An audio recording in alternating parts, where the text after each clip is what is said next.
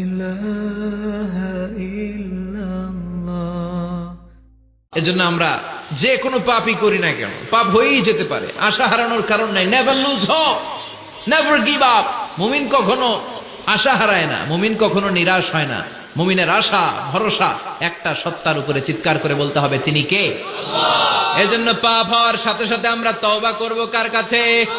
শয়তান আল্লাহরে বলল, মাবুদ এত জান্নাত বানিয়ে কি লাভ? আপনার একটা বান্দারও জান্নাতে ঢুকাতে পারবেন না। আমারে বানিয়েছেন জাহান্নামী, আমি আমার সর্বোচ্চ চেষ্টা দিয়ে আপনার সবগুলা বান্দারে জামাতে জাহান্নামে নিয়ে একসাথে ঢুকবো। পারলে জাহান্নাম আরো কয়েকটা বাড়িয়ে বানান। আল্লাহ বললেন, কেন কেন? শয়তান বলে, লা আকুদান্না লাহুম সিরাতাকাল মুস্তাকিম।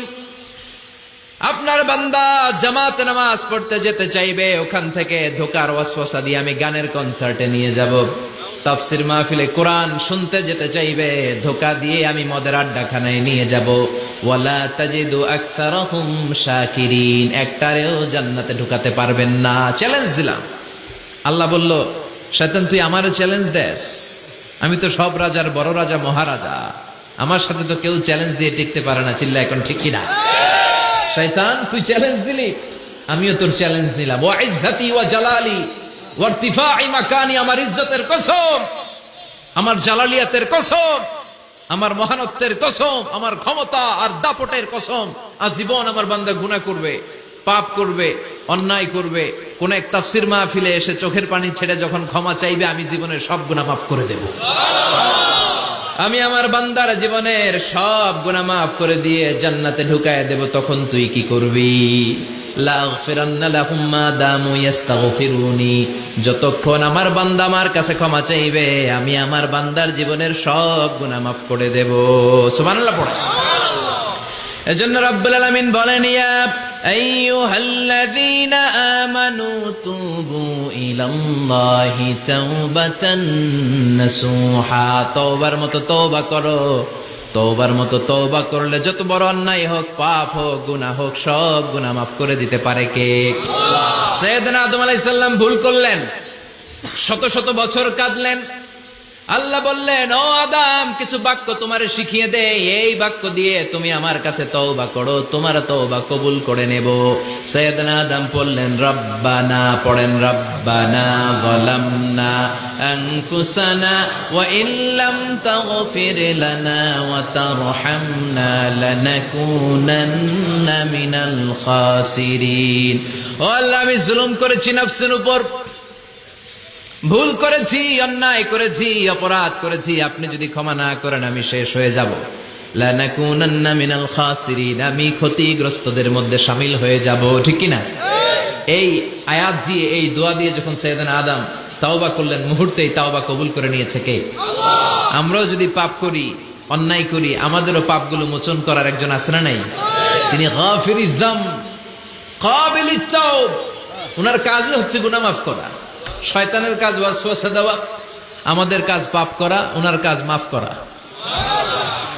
আল্লাহ ডেকে বলে, গোলাম তোরা যদি পাপ না করতি আর বারবার মাফ না চাইতি, তাহলে তোদেরকে ধ্বংস করে দিয়ে জমিনের বুকে এমন একটা জাতি আমি বানাতাম যারা পাপ করতো আর মাফ চাইতো, আর আমি মাফ করতাম। সুবহানাল্লাহ পড়ো। মাফ করতে আল্লাহর বড্ড ভাল লাগে, চোখের পানি দেখতে আল্লাহর বড্ড ভাল লাগে, কায়মনো বাক্যে কেউ দোয়া করছে এই দৃশ্য দেখতে আল্লাহর ভালো লাগে। চিল্লায় বলেন সুবহানাল্লাহ। এজন্য পাপ আমাদের যত বড় হোক, আমাদের জন্য মাফ আছে না নাই? এজন্য যত পাপ, যত অন্যায় আমরা করি না কেন, আমাদের এই পাপগুলো, অন্যায়গুলো ক্ষমা করার একজন আছে না নাই?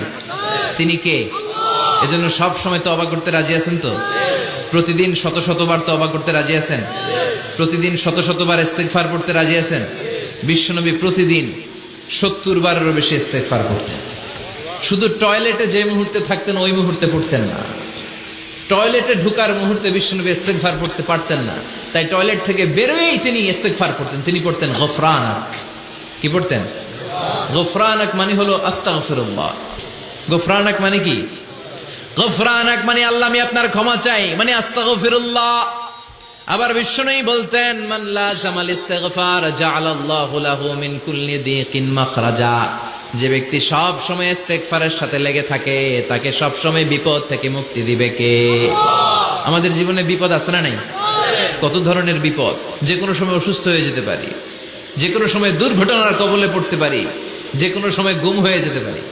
কথা কন, এদেশে গুম টুম নাই মনে হয়, ক্রস ফায়ার নাই, কে কোন সময় গুম, কে কোন সময় নাই, কোনো ঠিক নাই। আল্লাহ বিশ্বনবী বললেন, মান লাজিমাল ইস্তিগফার জাআলাল্লাহু লাহু মিন কুল্লি দিকিন মাখরাজা।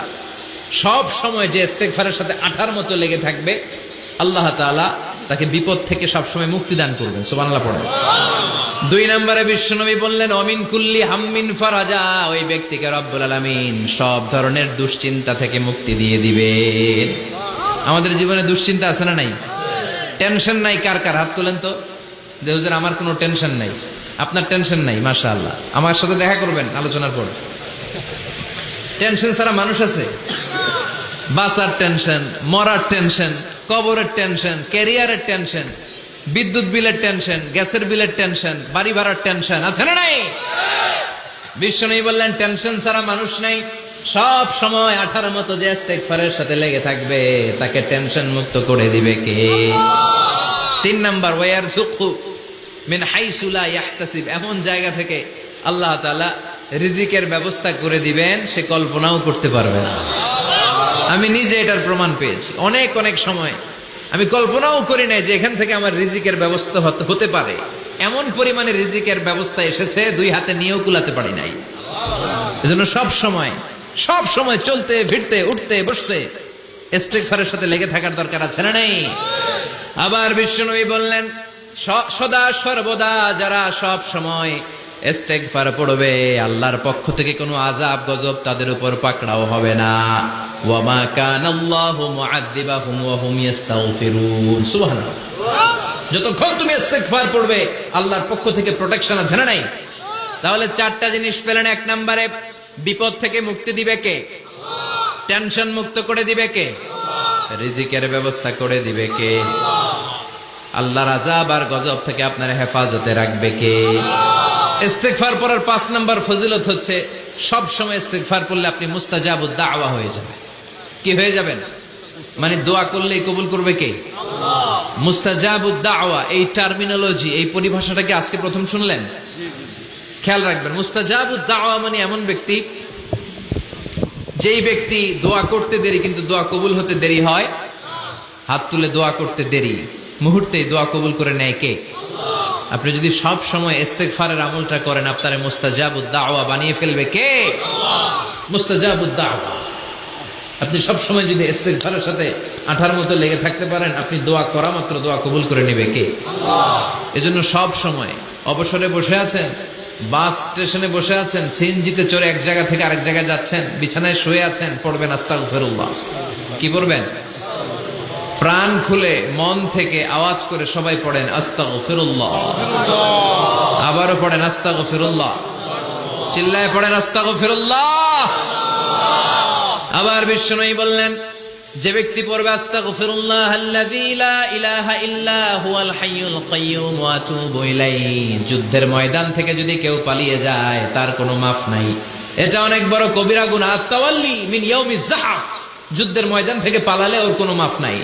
বিশ্বনবী বলেন, যুদ্ধের ময়দান থেকে পালিয়ে এসেছে কোন মুসলিম সৈনিক, সেও যদি এই আস্তাগফিরুল্লাহ আল্লাযী লা ইলাহা ইল্লা হুয়াল হাইয়ুল কাইয়্যুম ওয়া আতুবু ইলাইহি মন থেকে পড়ে, তার জীবনের গুনাহ আল্লাহ মাফ করে দিবে। আবার সাইয়েদনা আবু বকর, সহিহ বুখারীর বর্ণনা, বিশ্বনবীরে বললেন, ইয়া রাসূলুল্লাহ আল্লিমনি দুআআন আদউ বিহি ফি সালাতি। ও নবী, আপনি আমারে এমন একটা দোয়া শিক্ষা দেন, যেই দোয়াটা আমি নামাজের মধ্যে করব।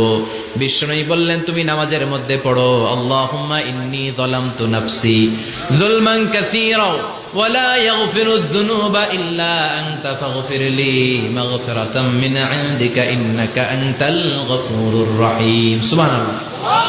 এটা আমরা বলি দোয়া মাসুরা, এটাও একটা ইস্তিগফার। যেখানেই ক্ষমা চাওয়ার কথা আছে, ওইটাই ইস্তিগফার। বুঝতে পেরেছেন?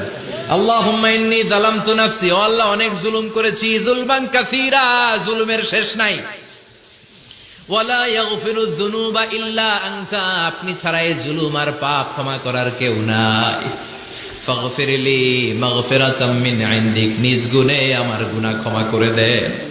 ওয়ালা ইয়াগফিরু যুনুবা ইল্লা আনতা, আপনি ছাড়া গুনাহ ক্ষমা করার দ্বিতীয় কেউ নাই। আমাদের পাপ ক্ষমা করার আর কোন সত্তা আছে? চিল্লায় বলেন আছে?